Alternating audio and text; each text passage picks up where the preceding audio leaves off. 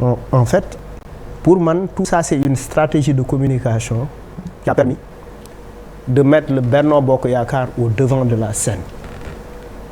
Et moi, renoncé naa convoqué naa maire yi nit ñi di xaar nga woo maire yi waxtaan ak ñoom joxe ay échéance dinañ tànn candidat et tous les Sénégalais sont taxaw di xaar di déglu et cetera et cetera. Ce qui fait que en fait en quelque sorte dañuy dem sax ba occulter les problèmes essentiels, c'est-à-dire on parle moins de l'emprisonnement de Ousmane Sonko, on parle moins des détenus politiques, on parle moins des problèmes du pays finalement. ñëpp li nga keroog wax ngeen ko fii ci émission bi que fii Sénégal dañ bëgg politique nit ñi di xaar ba aujourd'hui la lumière est sur les candidats de Benno Bokk Yaakaar nekkul sur les autres parce que on n'entend pas, on ne voit pas les opposants, on ne les entend pas en termes d'action xawma lu ñu def dans l'underground mais on ne les entend pas. loolu aussi lu jar a bàyyi xel c'est toute une stratégie, c'est pour un peu inviter la presse aussi à s'intéresser à d'autres questions yi nga xamante ne oui. Non, c'est pas possible. Ah oui. mais mënoo wax li ma bëggoon a wax. non. oui madame merci. waaw il faut que la presse s'intéresse à d'autres questions. parce que mais non, c'est pas que ça. non phrase bi dama ko dencoon sama laaj ci mais merci. yenn saa yi dama lay déglu ci xel. xam nga télépathie non sérieusement. macha allah. waaw xam nga waay xale bu baax waay. jaajëf waaw ceebu maire Kaba merci bi vraiment. waaw dama garaaw léegi nag conséquence su candidature Amadou Ba. Aly Ngouille Ndiaye, je peux parfaitement comprendre le fait que mu dem parce que c'est pas un membre originel de l'APR ou bien historique de l'APR. Il avait son mouvement, il avait aussi renoncé à sa candidature en 2012 et puis en 2019 ñëw ànd ak président Macky Sall et cetera ñu continuer mais boo ñëwee ci Abdoulaye Daouda Diallo parce que soutenir Abdoulaye Daouda Diallo c'est dire non à Macky Sall. Et Abdoulaye Daouda Diallo, il fonde sur quoi sa rébellion? Est-ce qu'il le fonde sur un électorat qu'il tient? Est-ce qu'il dirige? Est-ce que l'électorat am na lu essentiel loo xamante ne moom lay peser? Est-ce que c'est lui le chef de file de la région de Podor? Est-ce que les Cheikh Oumar Anne, est-ce que les Racine Sy, est-ce que ñeneen ak ñeneen? Toutes ces grandes figures politiques qui sont dans le Fouta ay Mamadou Racine Talla et cetera est-ce qu'ils sont avec lui parce que ba léegi ñooñu aussi ci li ñuy jot a dégg ak information yi ñuy jot a am ils sont beaucoup plus favorables à Amadou Ba qu'à Cheikh Oumar Anne à Amadou Ba qu'à Abdoulaye Daouda Diallo kon donc en fait ce qui risque de se passer mooy Abdoulaye Daouda Diallo s'il insiste sur son choix, il risque de s'isoler. Et s'il s'isole, il va diviser l'électorat du Fouta. Peut-être que xëy na du fort. Est-ce que li muy présenté ci média bi moom lay peser d'un point de vue électoral? Est-ce qu'il tient un bassin? Par exemple, on peut dire Sonko l'homme de la Casamance. On peut dire tel ba pare da nga koy teg ci électorat et cetera.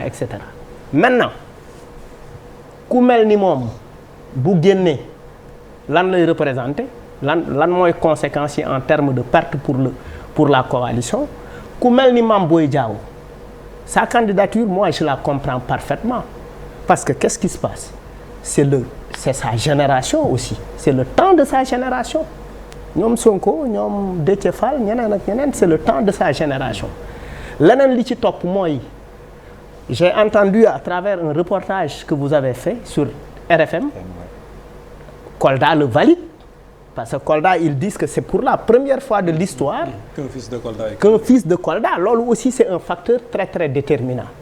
Maintenant, il commence à être perçu par les populations comme une victime, et quand tu es perçu par une victime, il y a un élan de solidarité. Donc il peut prendre un peu de l'électorat de Sonko, il pourrait un peu prendre de l'électorat de même yenn jeunes qui s'identifient à lui dans l'APR parce que aussi dans le parti en termes d'organisation de la com, de riposte, etc. c'est quelqu'un qui représente beaucoup et qui fait beaucoup de choses.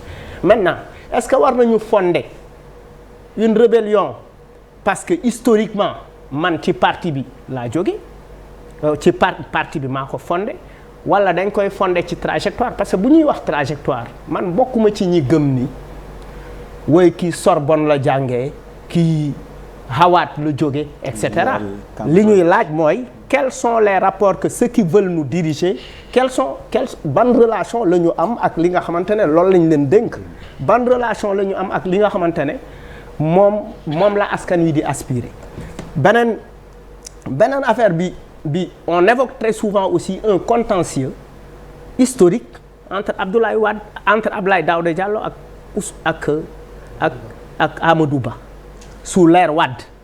Apparemment il l'avait mis au frigo sur commande du pouvoir à l'époque mais mën nañ ne oui il a souffert de ça il a assumé son compagnonnage son soutien à Macky subir na ci ay affaires yu bëri mais aujourd'hui li ñu ko subir loo woon sous Wade c'est ce que Sonko est en train de subir aujourd'hui il est en prison il a été limogé sous Wade lui il n'a pas été limogé mais Sonko a été limogé et c'est les mêmes circonstances. Radié. Oui, radié.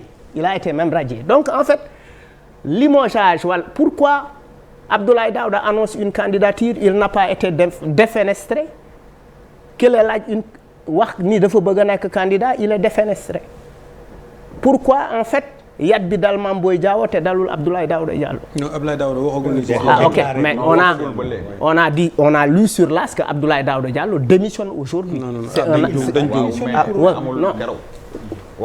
waaw donc je veux dire en fait pourquoi pas donc pour man fi ñu war a gën a taxaw mooy en fait et on a l'impression que les élections vont se passer sans les autres, sans l'opposition. C'est la discussion, c'est aujourd'hui ce qu'on est en train de nous mettre dans la tête. Oui, mais d'accord, mais aujourd'hui bu ñuy analyser actualité bi xool li nga xamante ne moo nekk ci actualité bi on n'a pas l'impression que il y a d'autres candidats. On a simplement l'impression que en fait ñii ñooy dem c'est comme si en fait finalement c'est le Benno Bokk Yaakaar qui a créé ses propres opposants xaw ma ndax comprendre ngeen li ma bëgg a wax c'est-à-dire impression boobu la ñu commencé am ma jàpp ni du yomb également pour Amadou Ba oui il est candidat oui bëri na ñu ko soutenir au niveau des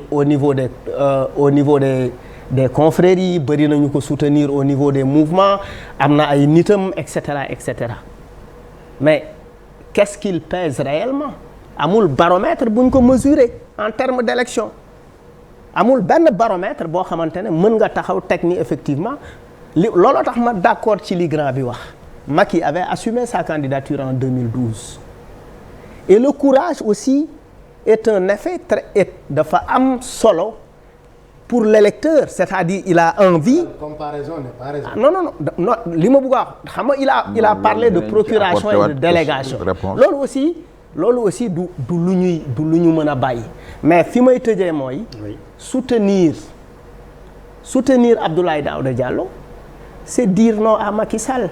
Est-ce jusqu'où est prêt à aller